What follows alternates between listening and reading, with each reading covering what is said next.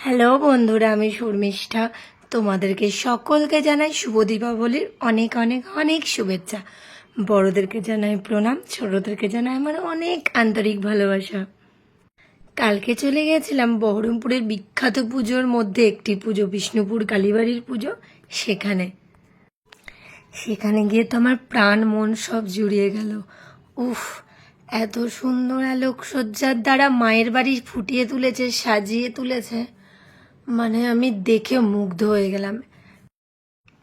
তোমরাই দেখো কি দারুণ চারিদিকটা, চারিদিকে আলো আলো আলো আলো আলোময়। এত সুন্দর লাগছিল, মনে হচ্ছিল ওখানেই থেকে যায়। কি দারুণ লাগছে না চারিদিকটা? সত্যি খুবই সুন্দর লাগছে, খুবই সুন্দর লাগছে। এই যে এটা হলো বিলের ধারটা, আর এই যে বিলের ধারে কি সুন্দর গাছগুলো সাজিয়েছে, চারিদিকটা দেখো কত সুন্দর আলো।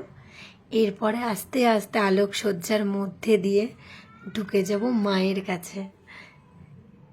কি সুন্দর লাগছে দেখো।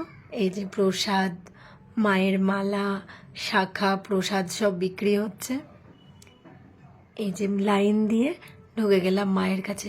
কি বীভৎস ভিড় ছিল কালকে, মানে জায়গা ছিল না।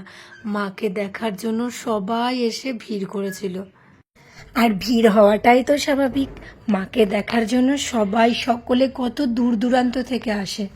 মা সবার মনস্কামনা পূর্ণ করেন। আর কি সুন্দর সেজেছিল মা সেদিন স্বর্ণসজ্জায়।